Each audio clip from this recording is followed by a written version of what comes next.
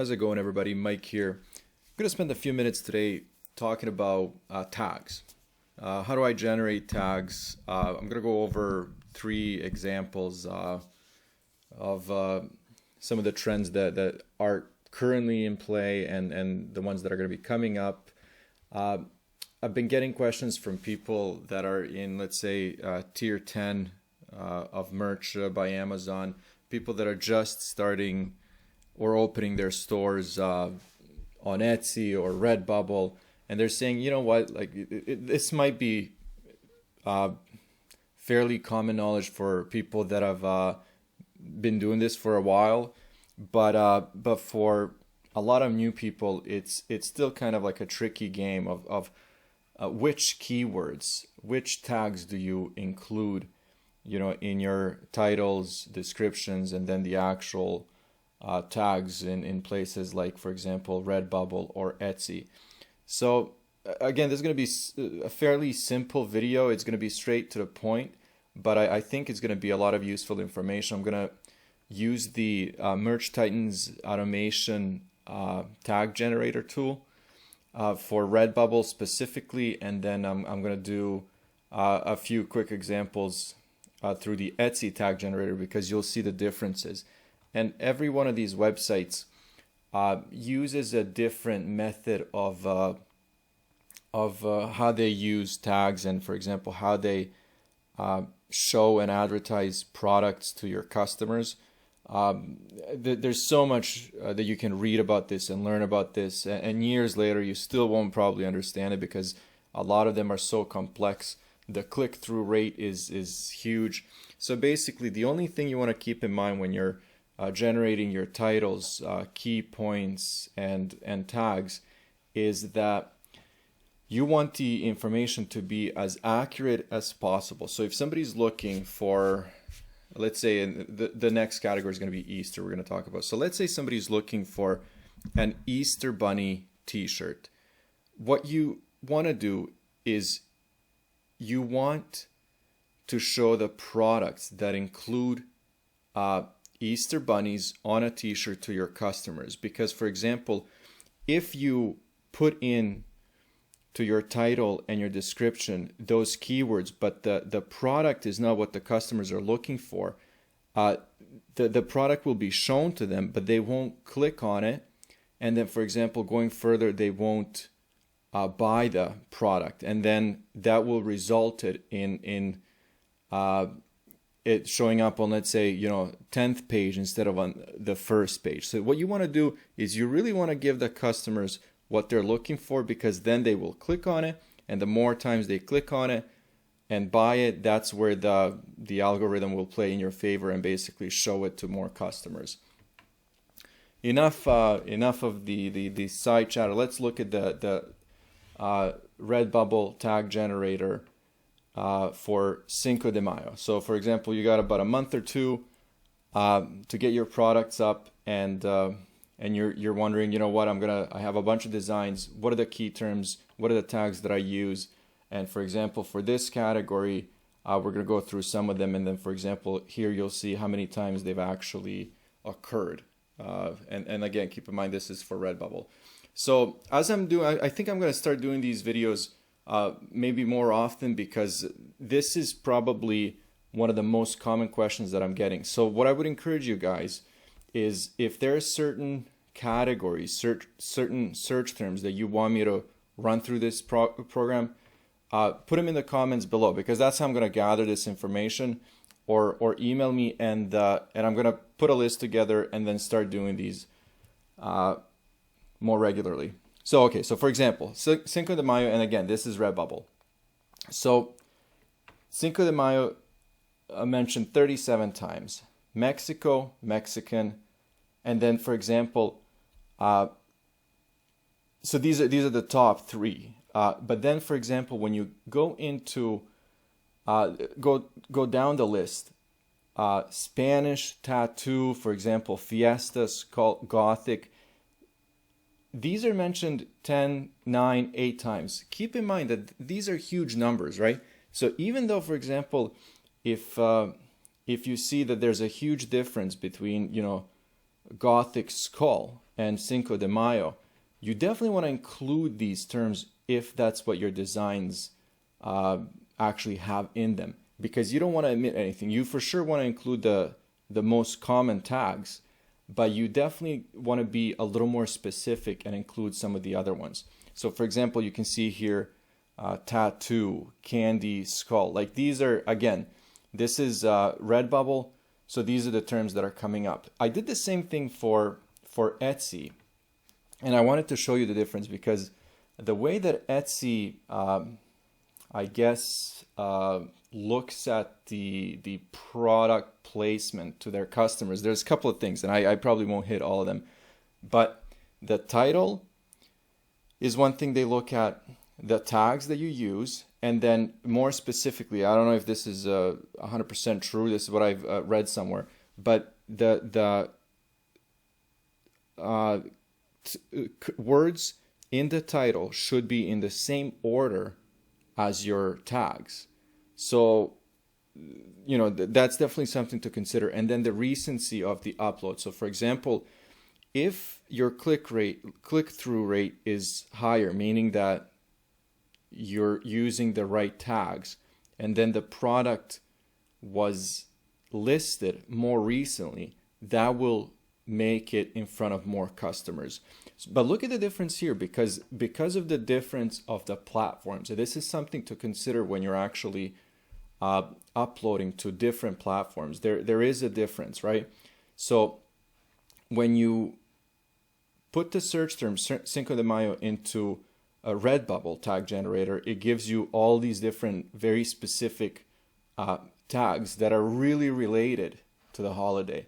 But then if you go and use Etsy based on relevancy here, because there are so many varieties of products on Etsy, you really have to be specific. So for example, I put into the search term shirt because this will narrow it down. Because if I was just to put Cinco de Mayo, you will get all kinds of categories. Because for example, you know, you have downloadable prints, you have crafts, you have so many other things. So this is actually very important, because in your Etsy tags and titles, you want to use tags like clothing, t-shirts, tops and tees, whatever the case is, right?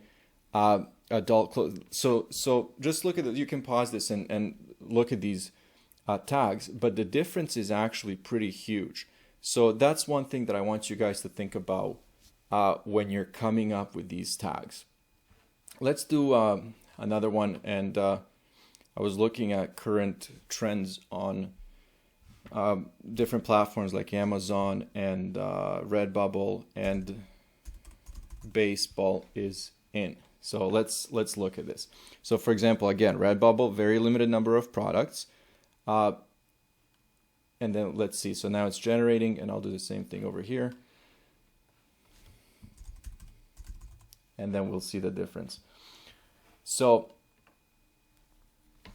again, this is for Redbubble, and then it'll show you the occurrences. So this is something to keep in mind when you're listing things to not only Redbubble. I actually use this a lot for merch by Amazon and even my eBay store, because I actually really like the way that this is generated compared to Etsy. But again, like I said, there's a big difference with the platforms themselves. So if you're thinking, you know, what kinds of tags should I use for my baseball merchandise? Here it is. 28 times occurred baseball, sports, sport. So there's a difference. So that's something also to consider when you're listing your products. And then as you can see here, it looks like a lot of people that are selling baseball products are also including other sports in their tags. And that could be strategic. It could be maybe simply because they're using tools, you know, where they don't want to spend time changing the tag for every product. So maybe they're uploading, let's say, 100 sports products, and they're going to use keywords that kind of take all of them into consideration. Softball, and then, for example, as you can see here, these people are concentrating on stickers, so probably stickers are big on Redbubble, and then as you can see here, ball, MLB, Major League Baseball, team, American flag, and then it goes on. Let's see what Etsy has come up with, and this is actually a good example because I didn't put in t-shirt this time. So and again, it's based on relevancy. So baseball accessories, baseball mom, sports and outdoors recreation, toys and games, balls, baseball gift, and then it goes on. But as you can see here, this is what I was talking about. These tags that are generated for Etsy are a lot more general. They're generic tags, and they're tags that would kind of take a category into consideration instead of each specific design. So keep that in mind again, because even, for example, when I'm using the Merch Titans automation, I can use the same spreadsheet, for example, for Redbubble and Merch by Amazon, a bunch of other platforms, because these platforms will finish your title. So, for example, Merch by Amazon, if I just put in, let's say, I'm just going to go with one word, baseball, it will finish the title and say baseball t-shirt, baseball premium t-shirt, whatever, baseball pop socket. But for Etsy, if you're going through Printful, or it doesn't matter how you're going through Etsy, you actually need to include, t-shirt. You have to say men's t-shirt in the title and in the keywords, because that won't be automatically populated for you. Okay, so those are the two, and then let's look at one more, and I went with Easter because, again, Easter is coming up. A lot of Easter-based products are selling, so let's see what the tags are. I love this tool. This is so easy, especially when I'm, cleaning up my spreadsheets for larger uploads. I'll usually include, maybe the top 5 tags pretty much in every single field if I can, which would mean, and let's say we're talking about Merch by Amazon, it will be in the title, it will be in the brand name, it will be in one of the points for sure, and I've definitely noticed, for example, the products that have certain main keywords show up multiple times are actually getting in front of the customers much more often than they sell. Maybe I can do like another video on that. So anyways, Easter, spring, cute, blue, Christmas, okay, bunny, love, rabbit, and as you can see here, then it kind of goes on to more general terms. But the one thing that I would actually say when you're doing Easter, don't forget the religious Christian side of it, because you might be selling a cute Easter bunny shirt, but still think about, for example, who's purchasing those shirts, those products, and you want to kind of advertise it to those people as well. So anyways, at any point you can pause this and actually go through this whole list. I'm going to scroll down just so you guys can see what some of the bottom terms are, but see, this is exactly what I was talking about: Christianity, cross, faith, God, and then it goes on, right? And then let's look at the Etsy tag generator for Easter. And as you can see here, this is what I was talking about earlier. This is based more on categories.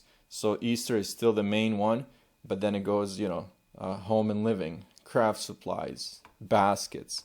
And all these products, for example, are not offered through Merch by Amazon or Redbubble, so you have to be aware of that. And then think about, the customers and who's actually shopping on Etsy versus Redbubble or through Amazon. So like I said, hopefully this was providing a little more information. I'm still going to do my daily sales updates, but I encourage you guys, especially people that are starting out, if you want to talk about tags and you want to actually get some ideas, you want to test certain tags out to see if you're on point, if this is what's being used by other sellers through Redbubble or Etsy. Like I said, drop a comment down below, give me some suggestions, and I'm going to do videos and I can do these videos without any problems. It doesn't take much work, and hopefully it helps you guys out.